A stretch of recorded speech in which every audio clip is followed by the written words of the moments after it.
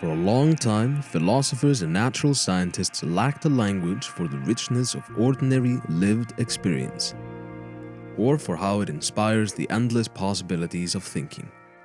Today, this is changing, and necessarily so.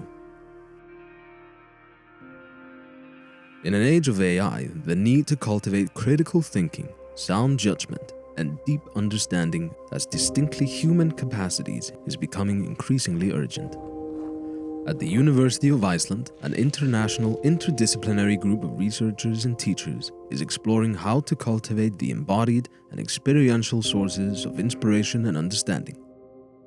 What began as a small research project quickly grew into a European training program involving 6 universities and an excellent research project bringing together scientists and scholars from 30 universities. Sigríður Þorgeirsdóttir, one of the initiators of this pioneering venture, recounts her motivation. I had the longing to change the styles of philosophy, which I felt were very competitive. So I wanted a different style of doing and being in philosophy, also institutionally. Really savor the joy of philosophizing, to nurture embodied thinking, because we think as embodied beings, part of the environment, as relational beings. It also gave me this great sense of really cultivating discovery in thinking. And I really think we need this now in times of artificial intelligence. The Icelandic researchers, together with international colleagues, began to collect and practice new methods to strengthen what embodied minds bring. The skill of listening to oneself and to others, the drive to transform frameworks that painfully alienate us. These methods are really putting a feminist agenda into practice. And what I mean by a feminist agenda is being able to speak to each other in ways that facilitates trying to understand each other. Sexual differences, for example, are a basic difference in culture.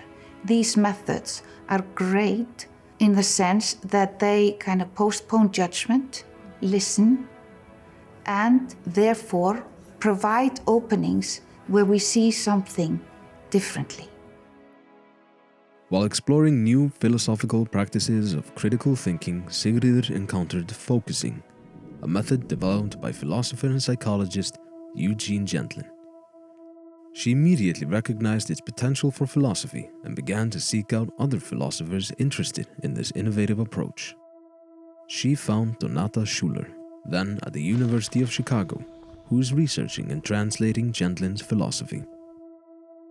What is just so amazing about his philosophical practice is that it is so timely today, where this disconnect of just language and just content and just information and AI systems, just rearranging everything that has been said.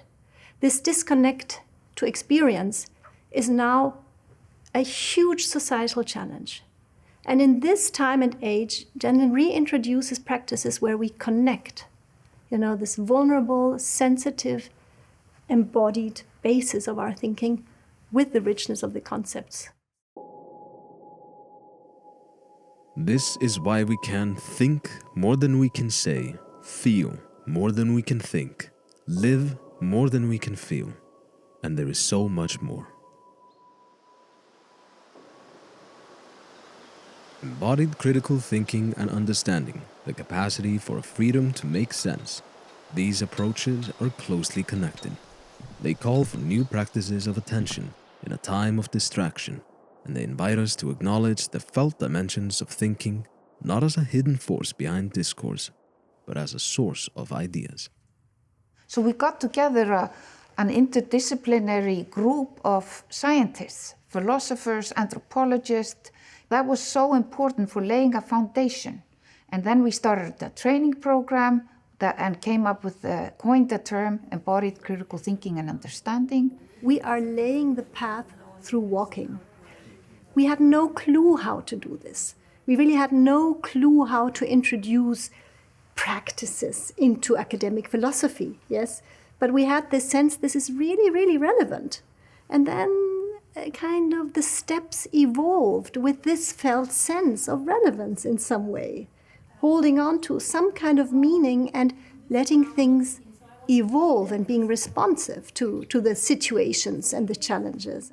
We are not only doing something with philosophy, philosophy is doing something to us. It's changing us.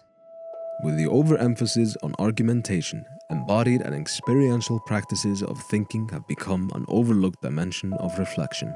We need to learn to listen more deeply and to notice the felt dimension of thinking. Simone Weil considered the training of attention to be at the core of education.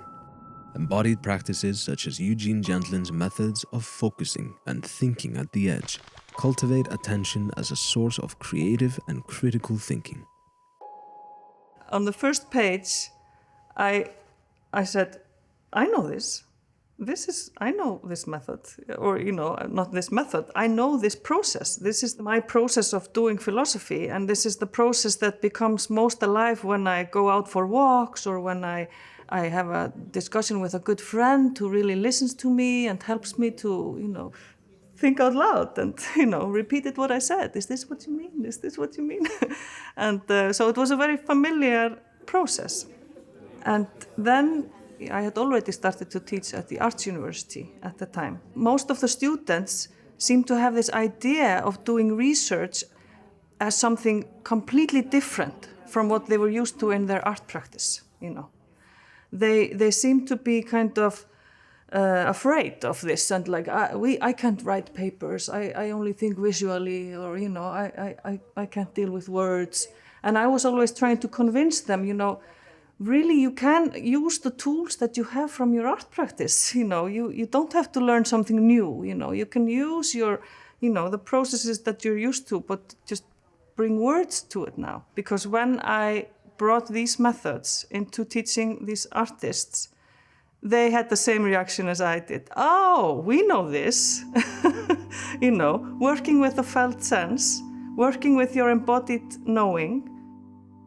In the European program Training Embodied Critical Thinking and in the research project Freedom to Make Sense, researchers from the arts listen to and practice with students from cognitive science and architecture. Researchers from medicine practice with researchers from gender studies, and students of environmental ethics join in as well. The common ground that makes this radical interdisciplinarity possible is not only theoretical, but embodied, a shared situation that students and researchers learn to think with and to include in their academic work. That's where I start the class, is notice your body and think of experiences you've had in environments, in various environments, whether it's nature or it's in this classroom. How does the environment affect your body? How do you affect the environment? If you start from that, then we have a universal starting point that's both universal and individual, because it's different from all of us, but we all have that experience.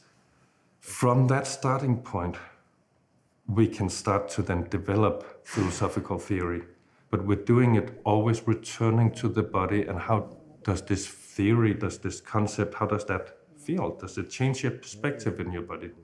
And from there, they all become philosophers from their own perspective. For pioneers of embodied practices of critical thinking, these ways of thinking are deeply democratic. They create the conditions for finding one's own unique situated voice within a discourse, and for learning to listen to others. Embodied critical thinking holds that academia today needs to teach us how to listen to one another with curiosity and how to get in touch with the many layers of personal experience. At first, the generous space that embodied methods of thinking provides, a space to find one's own words, can feel slightly confusing to students. I joined a course at the University of Munich, and it was about developing a project, and we do it with TAE, Thinking at the Edge. And I joined this course, and it made such a difference. Like, it spoke immediately to my heart.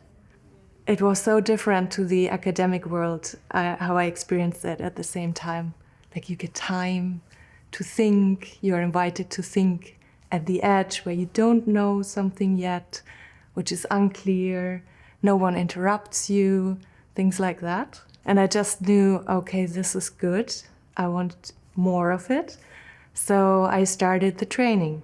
And then I actually noticed, oh, there's also this philosophy, and it also affects my practical pedagogical work, which is in the field of language, second language acquisition, and working with immigrants.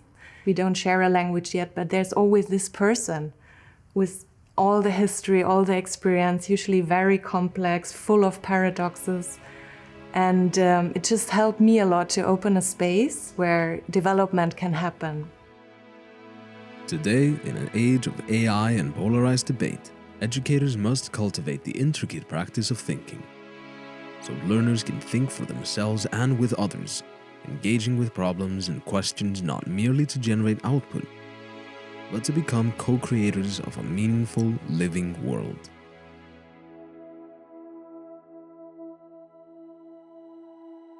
At first, it may seem that experiencing is simply the inward sense of our body, its tension or its well-being.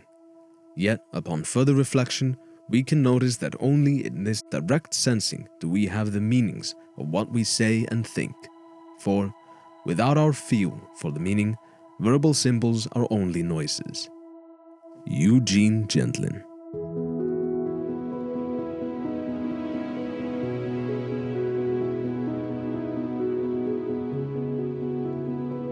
Thanks to the University of Iceland Research Fund and grant to support public outreach and the Icelandic Center for Research.